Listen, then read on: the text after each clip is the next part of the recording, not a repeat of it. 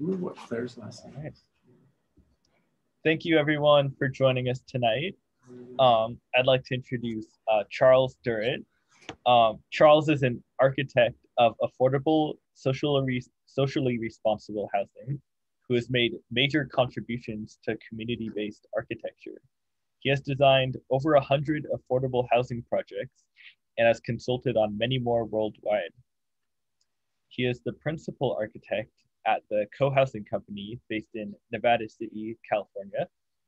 His work has been featured in the Time magazine, the New York Times, LA Times, San Francisco Chronicle, The Guardian, Architectural Record, Wall Street Journal, The Economist, and a wide variety of other publications.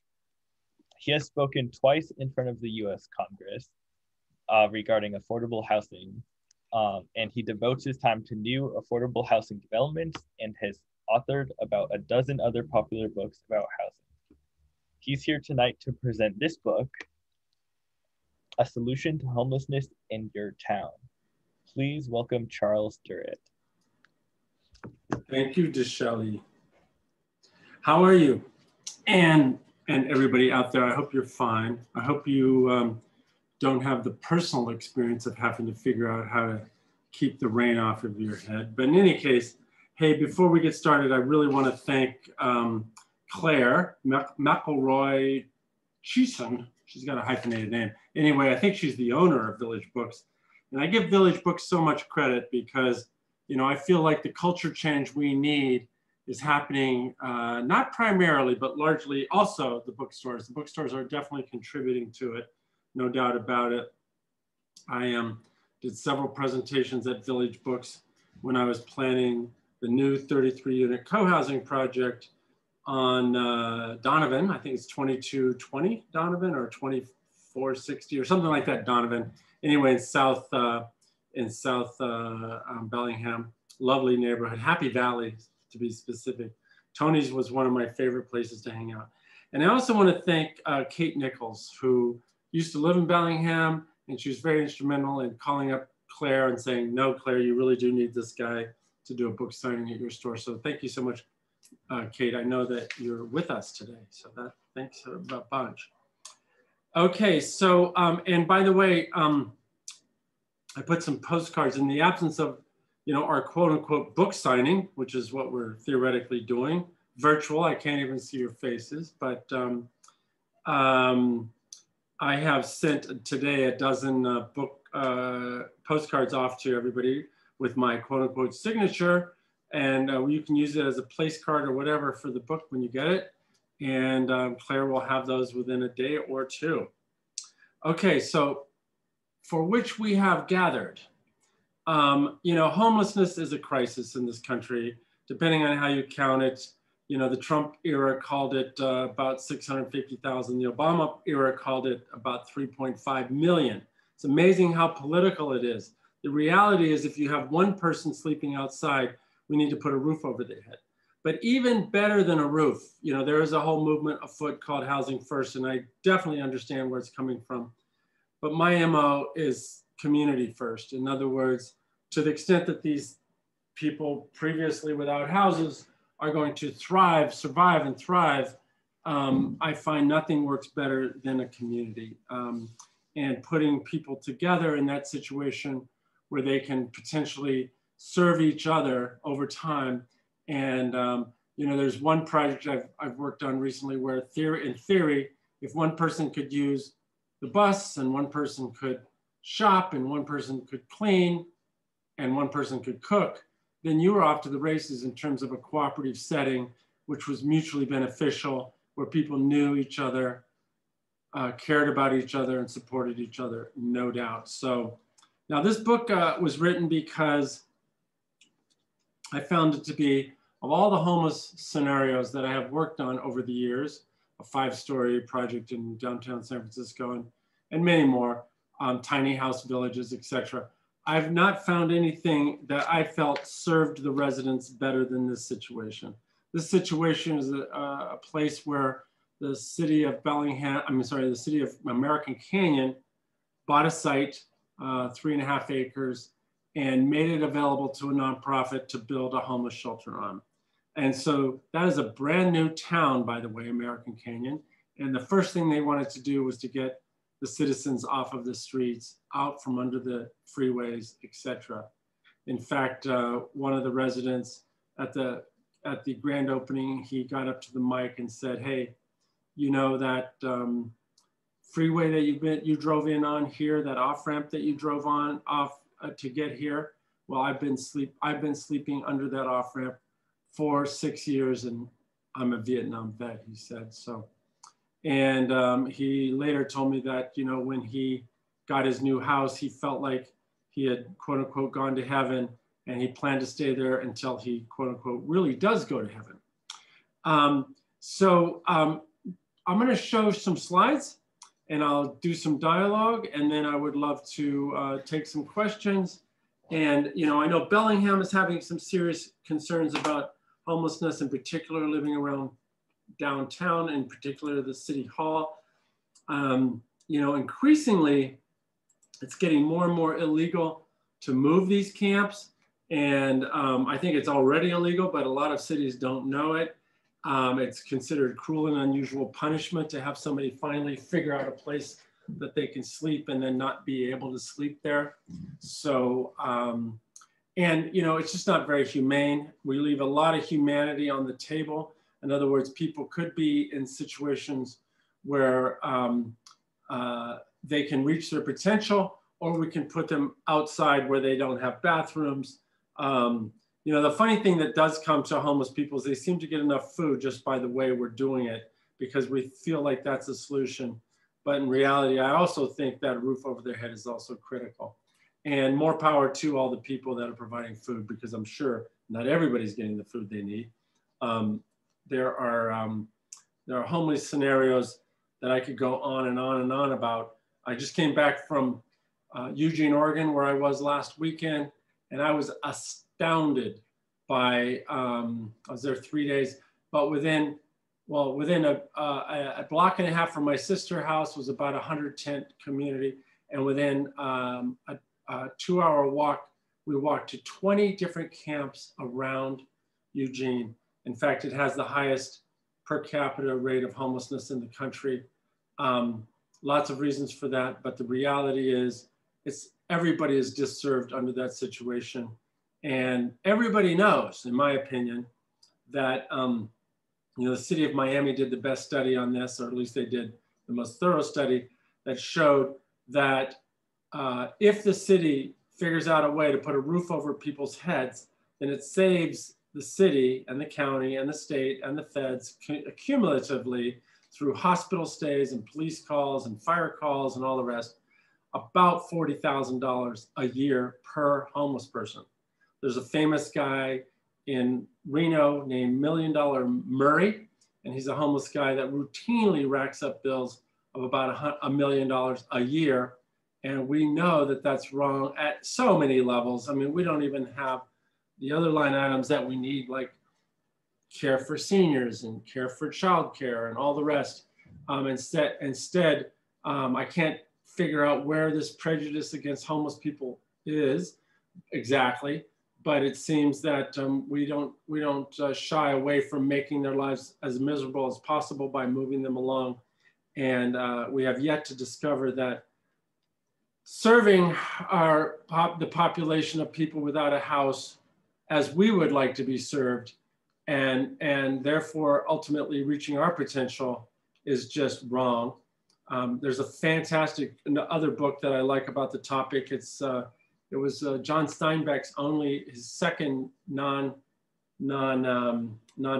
book, called The Harvest Gypsies.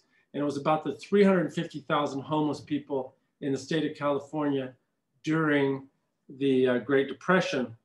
And the state of California built homeless camps, not unlike the one that you see here, from Redding to San Diego, about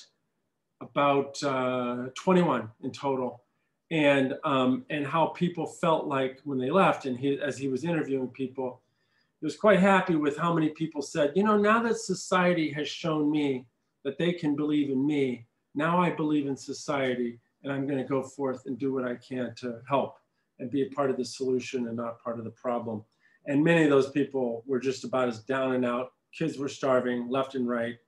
And as you could get, about 350,000 at the time, which coincidentally is about the same number that we have in California right now, about 350,000 homeless people.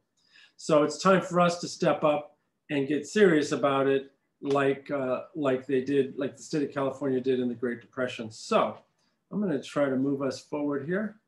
You know, this is ubiquitous. I know that all of you have seen it, and now, you know, the scenes around, for example, Eugene is just tense as far as the eye can see in just about every direction. It's crazy. And where I live, it looks like this. Homelessness looks like this, which, you know, over and over again makes us vulnerable to forest fires, et cetera. And half of the fires started in California in the last 15 years have been by homeless people, including a couple of the big ones. And, you know, my feeling is they got to cook their beans somewhere. So if you leave them outside, you know, it's our responsibility collectively. Sure, it's some responsibility individually, of course, but as you know, as these people are longer and longer outside, they can give a damn about what we think. And there's a growing resentment amongst them all the time. And when I see piles of litter and all the rest, I can hardly blame them, because of course they're going to hold our society in contempt. Our society has failed them, no doubt about it.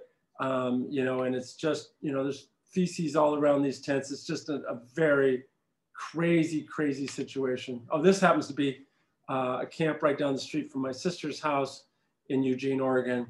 And these camps are all over that town now. It's just amazing to me.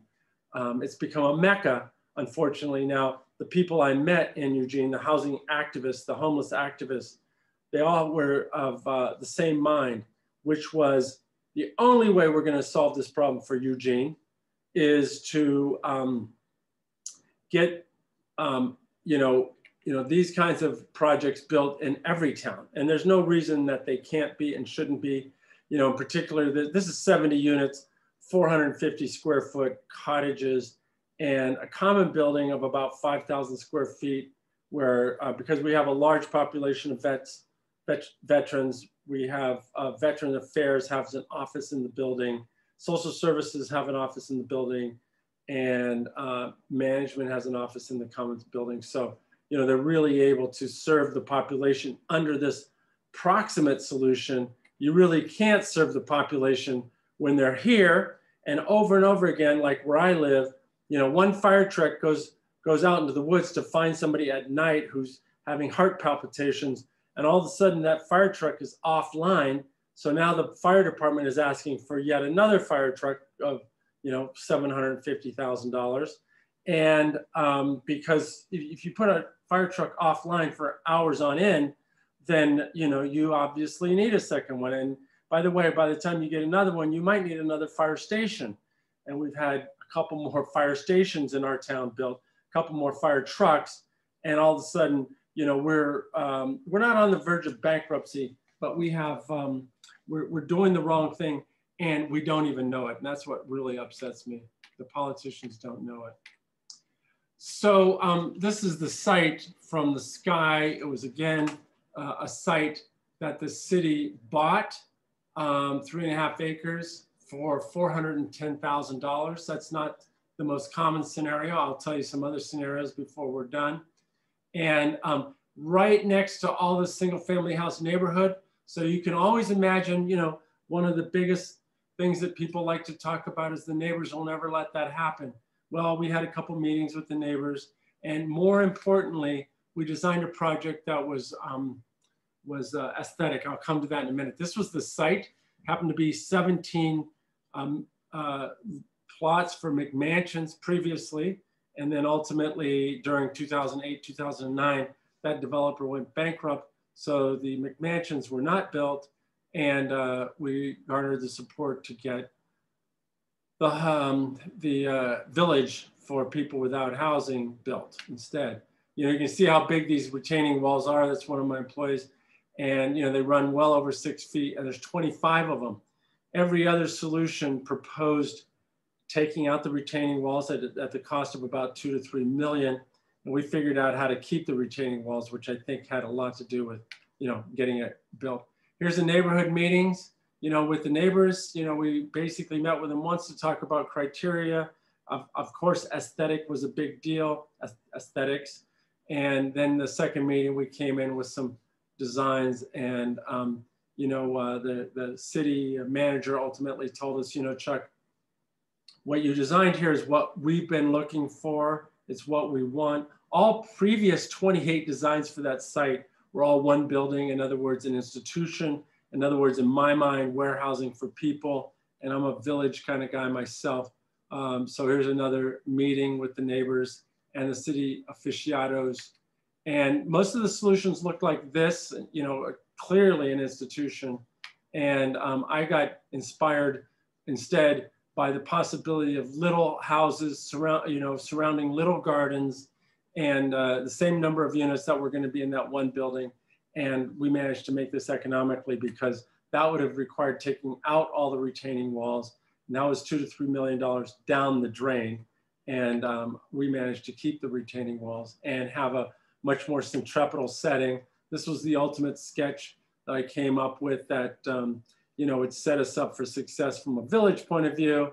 You can see the Lombard Street here. You'll read all about this dynamic design process if you catch this book called A Solution to Homelessness in Your Town. And by the way, I'm pushing this book a lot harder than I normally do, because the publisher needs to sell 1,000 within the first 6 months to guarantee me a reprint of the book, a second printing of the book. And I wrote the book called Cohousing, A Contemporary Approach to Housing Ourselves. And that book has proven to be a new co-housing project about every 100 copies sold. And I'm thinking that for every probably 200 copies of the homeless book sold, we could get another project started. So that's, all I care about is the numbers. I'm high, the average homeless person in America dies at 49 years old. That's a number with teeth in it, with deadly, deadly consequences. It's a 30-year death sentence for no good reason other than being damn unfortunate at so many levels, whether you have an extra Y chromosome or whatever it is that's giving you the mental disability to navigate this more or less complicated thing we call life, especially in the 21st century. I mean, if you don't have a computer, you're barely a person. So there's a lot of things that set these guys up for failure right now. And I think we have an opportunity to do something about it right now. So usually when I start a new design project, especially for housing, I hearken back to ancient Chinese villages and see how, the houses hug the terrain and, married the culture with the terrain. And in this case married the farm with the terrain and the culture. And it tends to be the way most of these projects go ultimately, one way or the other. So anyway, here's my early sketches for the little housing project. And for those of you who want to grow up to be architects, more power to you. It's a lot easier than you think. You just get to sit around and scribble, so go for it. By the way, some people have to do these complicated computer drawings. So this is one of those on site. But anyway, the village ended up feeling like this. Total of 70 units and duplexes and triplexes, and then a little snaky Lombard Street because it all had to be handicap accessible as well. The common houses here, this is 12 units total, downstairs and upstairs, that are for people who have grown really old in the homeless village here, and they virtually have assisted care here on site, a huge amenity for these individuals. And since society is built up of individuals, accumulatively, certainly for society. So more power to American Canyon. And basically in American Canyon, it was one bureaucrat who said, you know what, the first thing we need to do for the health of our city is to get people from under the bridges. So he set out, ended up convincing the planning commissioners and the city councilors. He actually started with another book that I had read called written called Revitalizing Our Small Towns. And that book was all about how in towns in southern France, the French, to revitalize their towns, had started using social services as part of the industry. And certainly these guys, whether it's donations or the ongoing services this project requires, it was real economic development. Nobody argues with that. And, you know, because they get state, federal, county money that came to this new town, and they had to feel really good about taking these people off the street and getting them a life older than 49 years old, especially when you think about it in terms of, these are people that went off to our ill-begotten wars and fought for us because they had no choice.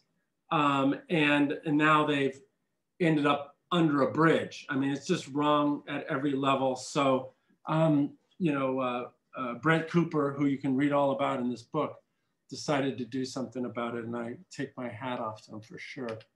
So here was some early renditions, computer renditions that we ultimately took by the city, and the city and the neighbors. I mean, interestingly enough, we got a 5-4 vote. 4-0 vote, and then a 5-0 vote.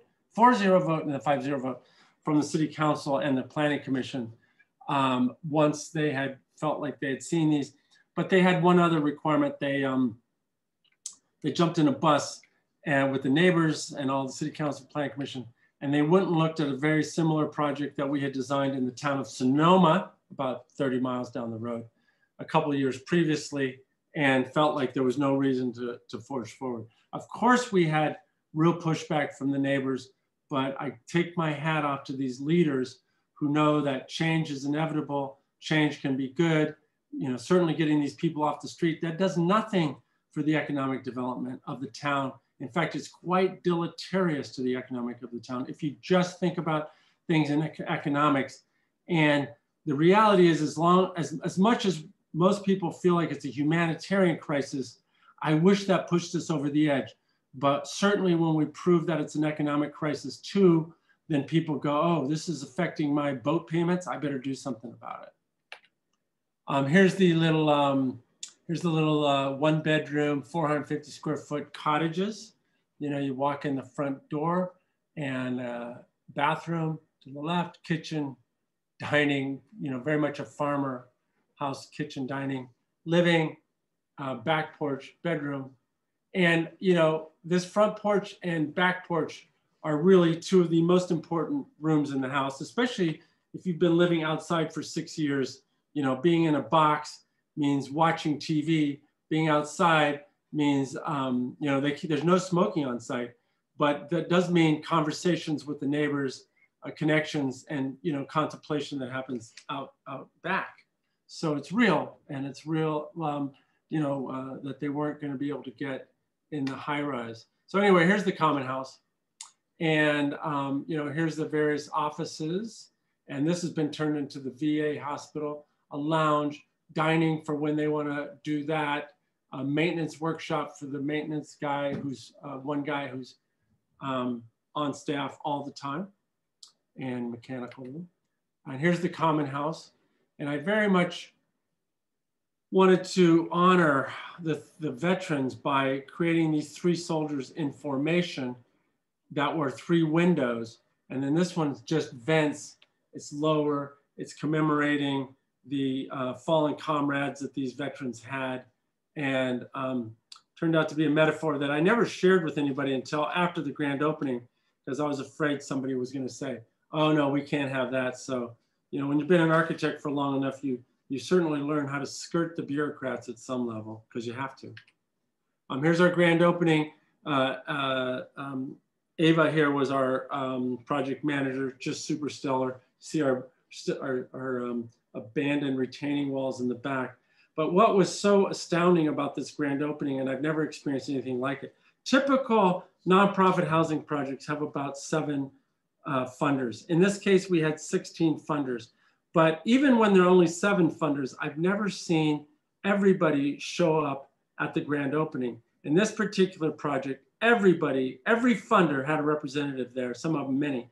And everybody was giddy. It was like a party atmosphere, largely because everybody was just so proud and giddy, frankly, about being part of the solution as opposed to part of the problem. And certainly ignoring this problem is one of the reasons that the problem is so rampant. Is as long as it can be ignored, then certainly the city doesn't think they have to take action. And as long as they don't have to take action, they can go home and watch the football game and don't have to fret too much. But if people are demanding action, all of a sudden you have to figure it out. Now, demanding action, as probably many of you know, is not enough. So you have to get in there, roll up your sleeves, and figure out how you're going to put a team together that's going to best assure success. There are towns that have struggled, never pulled it off, wasted a couple $100,000. And so it really comes down to the team, the super stellar nonprofit, the soils engineer who is very capable, the civil engineer who is very capable, the architects, us and others, really drilled down hard to figure out whether this project was feasible with the contractor, to figure out whether it was ever worthwhile spending another dime or not, based on the fact that it would always get too expensive for whoever was there. However, that said, and certainly a lot of towns shy away from these kinds of projects because I'm just astounded how many of them are sure that it's too expensive for their town. And yet, you know, so many people are excited about the possibility of newfound solutions, that the fundraising just happened. All of the professionals figured out a way to make them affordable, and we had volunteers do a lot of the work. And you know, we just finished a project up in Eugene, Oregon, where volunteers built everything, including 40 homeless people built their own 30 houses. And in that case, we built 30 tiny houses for $8,000 each. So it's all doable, and money is never an excuse, because between donors and volunteers, any town, there's always a whole bunch of, you know, Habitat for Humanity types who really want to get out there on the weekend and saw some plywood and install some windows and really make things happen. Especially, you know, they just do. And especially when they start to meet these people and see that they're real and real down and out, and not too often, not to any fault of their own. Matt, the Vietnam vet that I got to know here the best, you know, Vietnam, they had no good sense of what PTSD was after the war. So he meandered in the woods for a long time, and then got a job, but couldn't hold a job, and ultimately ended up back on the street. And there's something for all of us to consider there. You know, one of my favorite tunes, which I can share with you guys since I can't see you and hear you, I don't hear all your groaning, but one of my favorite tunes is by the Rolling Stones, when they say, after all, who killed the Kennedys? After all, it was you and me. In other words, I fully believe that any crisis that we're having in our culture is up to all of us to play a role in trying to remedy that. And it's all of our fault that it's happening in the first place. So just embrace that responsibility and do what you can to do something about it. Okay, where was I? Whoops, let's see, whoops. There we are under construction. 21 framers, almost none of them had any experience. It was crazy, crazy. And here we are after now, built. A little bocce ball, whoa, darn it. It's touchy. A little bocce ball right here, but they've turned it into that game, what do you call it? You know, something hole where you, cornhole, I think, where you throw the ball in there and in there. And what I love about this project more than anything else is, of course, the social services are great and necessary, you know, making sure people get a social security check because they hadn't for years, get people signed up for dental work, etc. But what I really love about this project is how much the residents help each other. And it's a setting where they can. It's too often too difficult. I'm walking around those homeless projects last weekend in Eugene. I couldn't help but feel an immense amount of suspicion, not just towards me, but towards each other. People would not talk to each other. People would not acknowledge each other. It drove me crazy. But I know that's what happens in an atomized, estranged, arrangement like that. But you get people settled in and warm, and all of a sudden you can see an amazing amount of smart behavior start to happen. There's looking at it from above. There's looking at it along the lane. And what I love a lot, and if you get the book, you'll see a lot of people sitting here talking to each other and trying to figure out this whole life deal, just like the rest of us, to the point that they can actually, hey, I'm going shopping tomorrow. Do you want to walk to the shopping? I've got a wagon. Let's do it. And you can just see that level of cooperation, which is so meaningful. Here's the common house with the 3 soldiers in formation and the 1 fallen soldier, which I was just so happy that I pulled that off. I thought somebody was going to discover that at any minute, and I was going to have to pull it off as gratuitous or something. Looking up Lombard Street, famous street in San Francisco. I'm astounded to what extent these people launched on personalizing their front porches immediately. In other words, I was there a lot early on, doing some volunteer work of this kind or another. And I was just astounded how many people would say, okay, Joe, let's go over to the nursery because we got some stuff to get. I got a house now and I want to make it mine. The most interesting story in the book was, all of my neighbors, and I live in a 34-unit co-housing, we put together a ton of paper towels and this is all pre-pandemic, but blankets and pots and pans and plates, pickup loads of that stuff to take over to here because these people many of them only had a wet sleeping bag to their name. And there was one woman who went into the common house where we were delivering all that stuff. She picked out a salt and pepper shaker, and then she picked out a few other things, but then she marched home with her salt and pepper shaker, me carrying her box of other stuff behind her. And then she walks into her new little cottage and plants the salt and pepper shakers onto her card table, which is also her dining table, and she started to cry and said, now I live somewhere. And the salt and pepper shaker was somehow the symbol of now I am somewhere other than under a tree. And the whole book, I think, will warm your heart. So if you get a chance to look at it, it's not only as powerful of an activist statement as I could possibly make.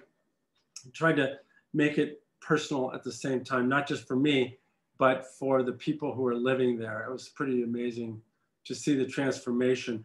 Early on, as you can imagine, people are kind of disoriented. They're like shell-shocked. Being out in the forest and in the rain and in the sun for 6 or 7 years will certainly do that to you. But now I feel like I can carry on a normal conversation with these residents without them looking or feeling shy and gun shy and all the rest, or aggressive. It's just a huge transformation.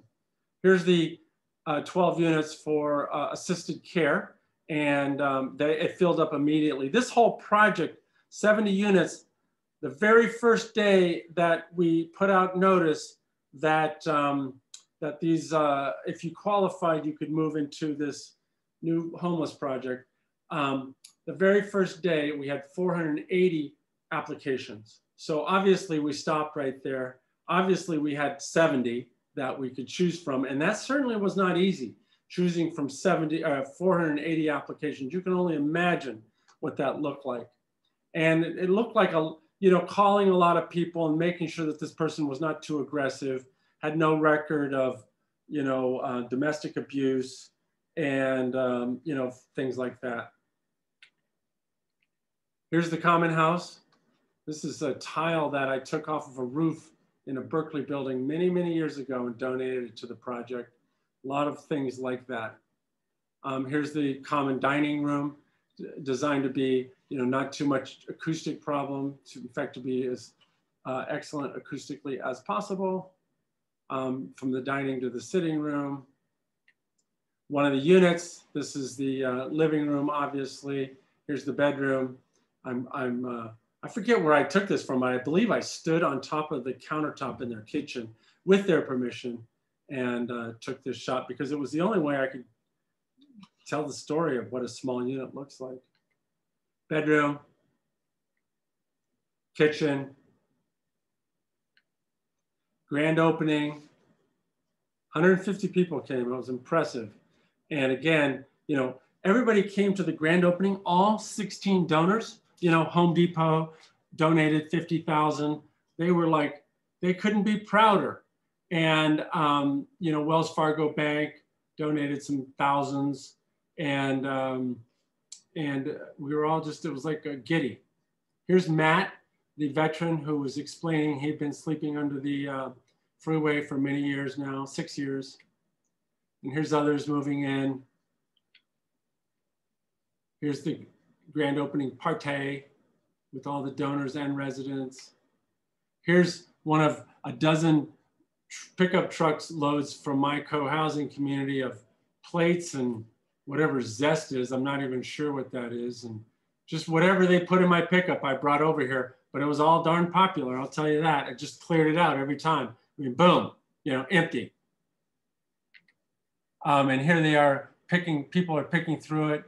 It's really interesting and psychologically, emotionally to watch people pick through home furnishings who haven't had it for many, many, many years. And the gardens became extremely popular. I mean, this is literally within a month, the folks, this is something that they simply did not have previously. As you can imagine, a bunch of volunteers put these planters in place before anybody moved in. And I'm pretty sure the first day of the first move in, somebody had seeds into their planters. And what I loved also a great deal was how many grandkids are hanging out at this place.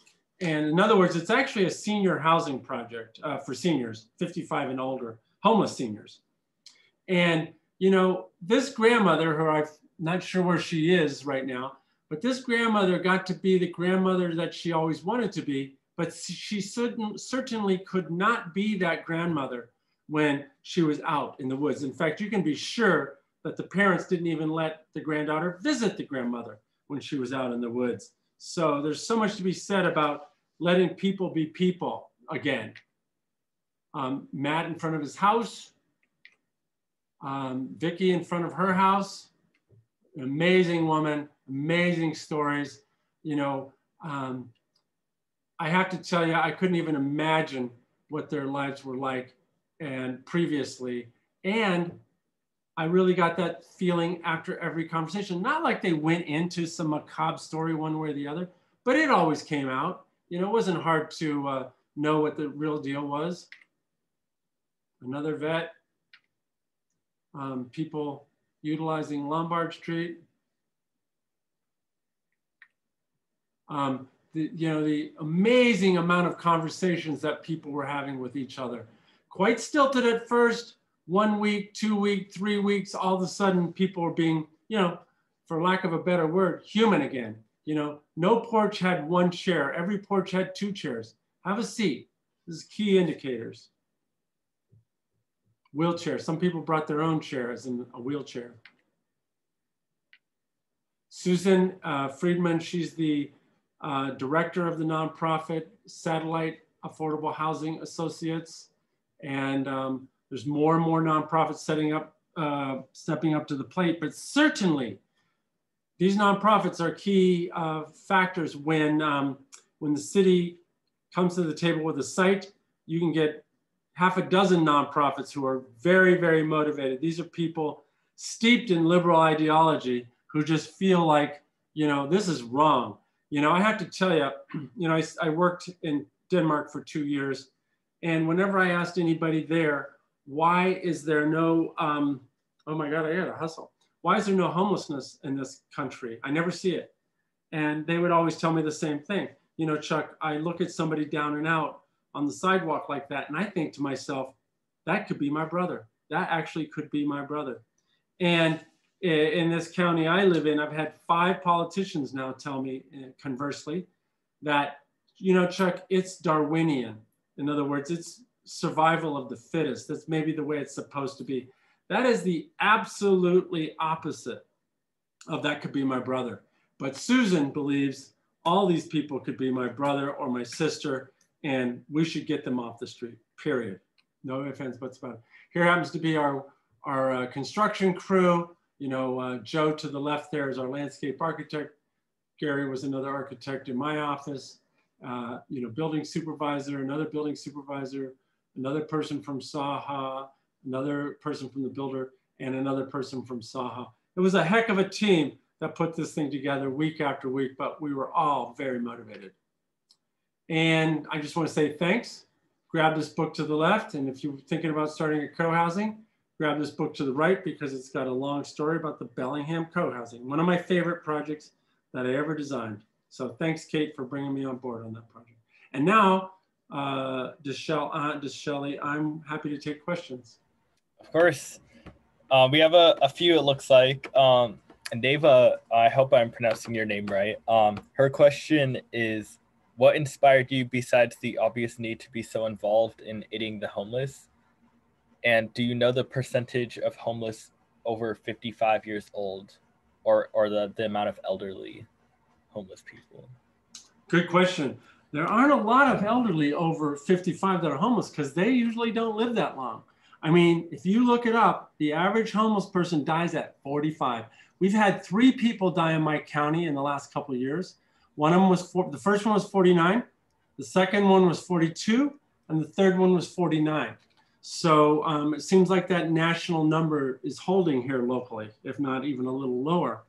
I mean, you know, the dynamic is that, and I've met and talked to many of these folks, is they can't get to sleep at night because it's too cold. So they drink a couple glasses of whiskey so that they can get to sleep at night. And that certainly leads towards a downward spiral, no doubt about it. Okay, so, but I would be curious. And if I had to guess, I'm going to guess something like 25%. And so I'm going to check that this evening on the Google machine. I'm going to see how off I am, if they know. I mean, you can obviously, when the Trump people put out their 650 and the Obama people put out their 3.5 million, there's huge different ways of counting this.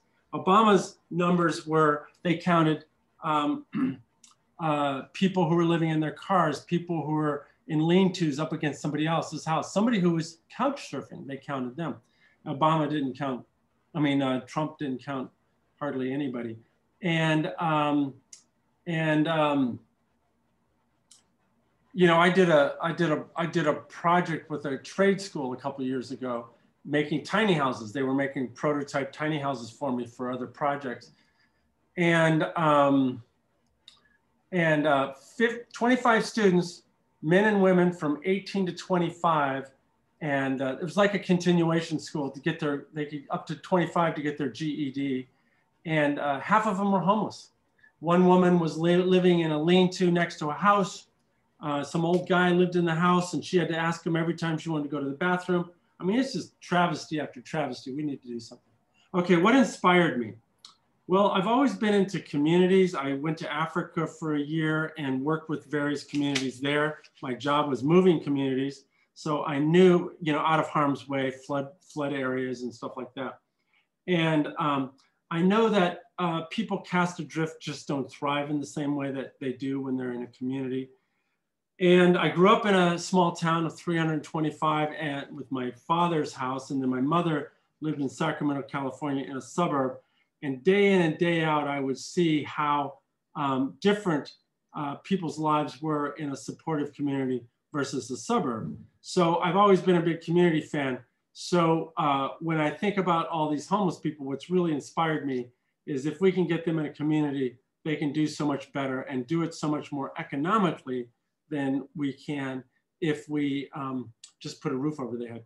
You know, many nonprofits have tried to put like 3 tiny houses behind a church here and 3 tiny houses behind a church over there. And all of a sudden, you end up with all these strange pathologies where people can't only police each other, they can't help each other.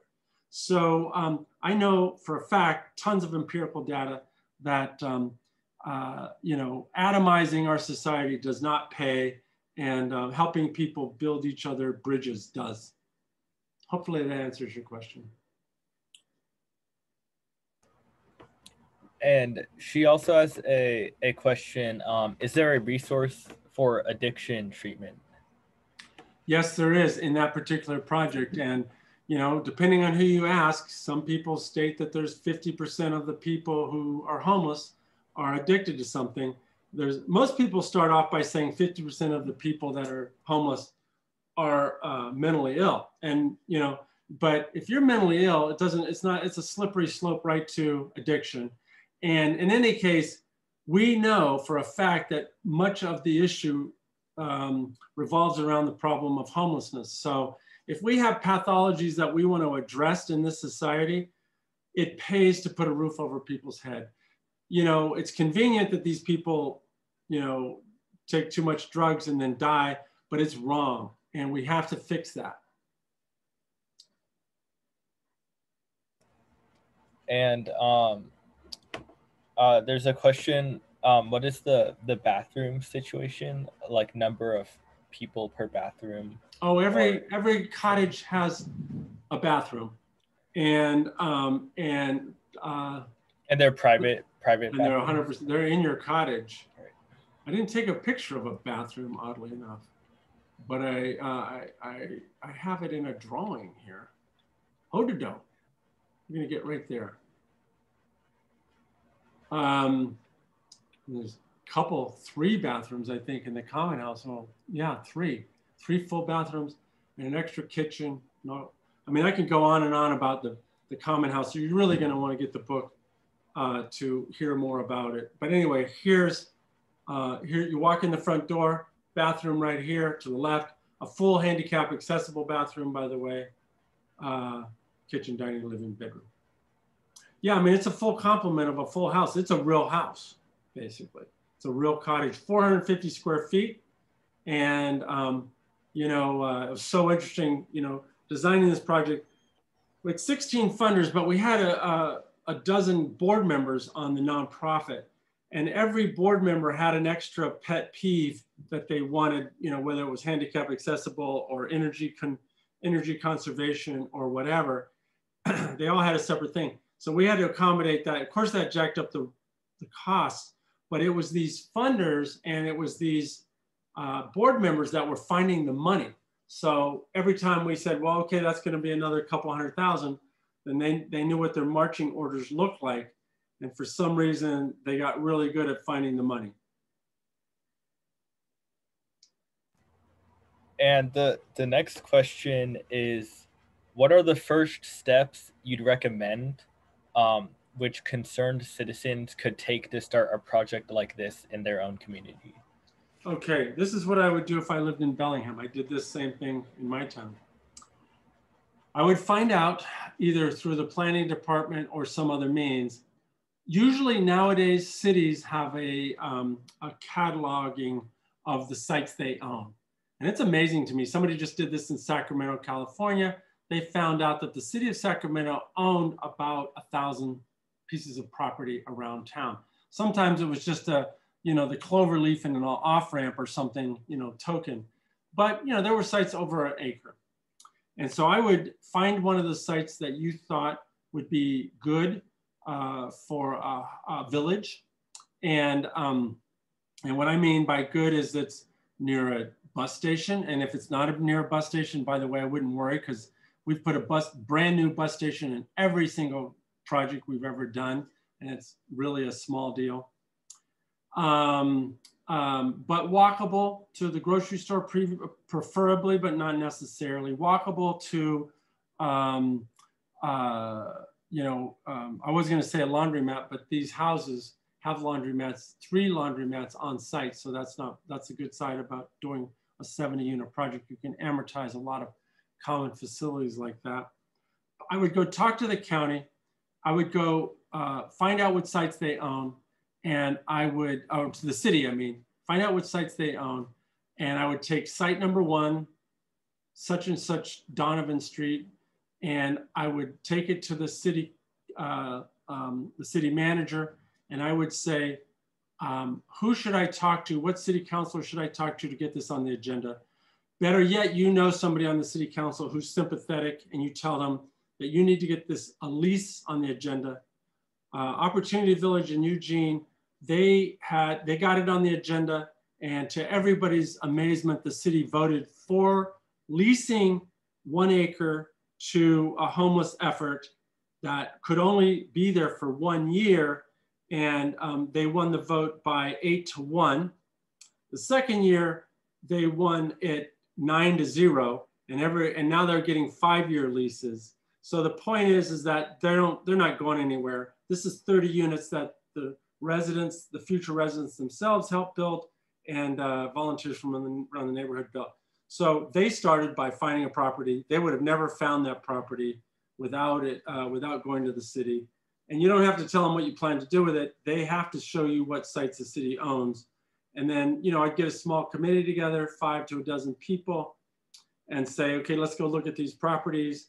It's a big challenge because unless you have a lot of experience with land use, you're probably going to talk yourself out of every site. And the reality is probably any one of them could work. You have to do the feasibility so that you know what the risks are. But all risks are fine as long as you understand them and can mitigate them. Otherwise, we wouldn't drive down the road at 60 miles an hour. But once you engineer those risks out of the picture, you can accomplish a great deal. So that's what I would do. If I lived in Bellingham, I'd go to the city government tomorrow, and I'd find out, how do I find out where all the sites that the city owns? And then I would propose number 1 to get a lease.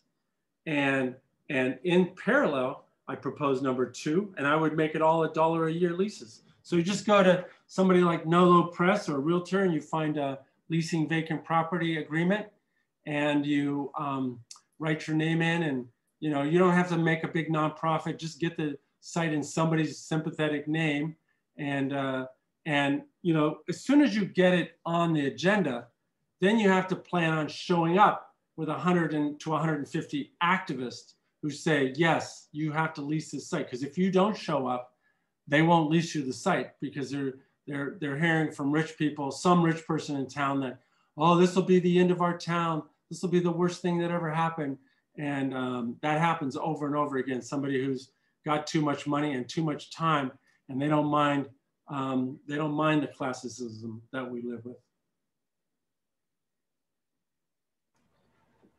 Thank you. And what can the city do about the hundreds of others who don't get selected for the project?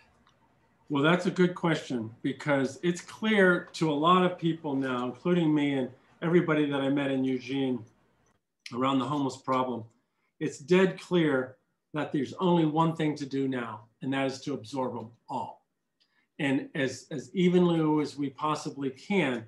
So, I know that American Canyon, it's only got like 15,000 people in that town, but they're already planning their second project, basically.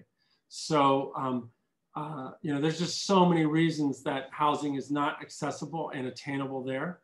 And I'm doing a lot right now in trying to convince nonprofits and cities that they shouldn't just be people completely down and out living there. There should be some people who totally have their act together, have a running car, and want to be a part of a community, et cetera, et cetera. That's what I found in Denmark. There was very little isolation of economic brackets. In American Canyon, everybody who lives there, 100% on Social Security, but no more than Social Security. That's how you qualify. So, and by the way, don't get me wrong, it's great to grow bigger and bolder once you have, started a viable precedence like they have, but get the viable precedence built first. I mean, don't talk yourself out of it. Don't let perfect be the enemy of good enough. If you were outside for one night and it just drizzled, you would want this thing built ASAP, basically. And that was a great feeling during the construction of this project. Everybody had this feeling like, hey, I don't even buy green bananas anymore. Get this damn thing built. And you knew you were only doing it for a percentage of the population, but we also knew that by building that project, others would want to be motivated. And we actually prefer if other towns would have them in their town, like Napa, Sonoma, Vallejo, so that, you know, that American Canyon doesn't become a mecca. And so what's really critical is getting this spread out like peanut butter across the great nation of the US of A. And they'll become resorts someday, who knows? That's a great answer. And I like it. And the last question we have today is, James is wondering if the construction cost per unit included the land or not. No, it did not. The city gifted us the land. Okay. And that's the way we should be proceeding, I think. There'll be other scenarios. Somebody else will gift the land, or some nonprofit will be on the auction block, you know, and, you know, distressed properties are always a good place to go. This was a distressed property, basically. The 2008, 2009 made a lot of distressed properties and made a lot of homeless people. So, it was a time to get these properties under contract and make it happen. But I would start with the city. They have a responsibility here, and when they get your proposed lease on the agenda, show up with everybody you can find and make sure they sign that lease. Well, I think that's all the questions we have for today. Thank you so much, Charles, for sharing with us today. It's an incredibly important topic that we can all be more aware of. And I feel like I learned a lot that even I can do to help, just like starting tomorrow, just like you said. And so grateful to have you here and the work you're doing. Thank you. Hey, get a couple of those books locally. And give another thing I would do that I didn't bring up is I would get a box of those books and I would give them to every city councilor and every planning commissioner. You know, American Canyon got excited about this when Brent Stewart, the city head of community development, he bought 10 books, 5 for the planning commission and 5 for the city council of the previous book I wrote called Revitalizing Our Small Towns. And that's what got them rallied around it. This stuff is more than a soundbite, unfortunately. You know, you think it would just be an on-off switch. We need to get these people out from under the bridges, but it's not. And people need all the reinforcement they can find. So buy them all a book, buy them in mass, get them wholesale. And I just sent a link in the chat also to, if you're interested in purchasing the book through Village Books. I just sent the link to the book in the chat for the audience. Right on. And I'll be sending, and I sent some signature cards just in case that means anything to you. And we'll be getting a gift or something. Yeah, we'll be getting those sent out to people that bought the book with their event ticket. Oh, right on. Good. Yeah. Hey, Deshaun, you were great. So thank you. You too. And any final words that you have? I wish you guys a lot of luck. I mean, there's nobody I respect more than activists. I'm an activist architect, if you will. I relish the title activist even more than I do licensed architect. I'm licensed in the great state of Washington. I'm licensed nationally. All that's a big pain in the butt.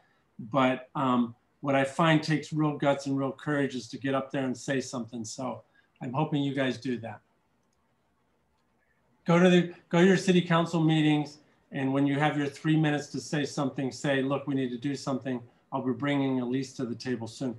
But do the undercover work. This is really key. You start finding the city councilors who are sympathetic and you start meeting with them right away.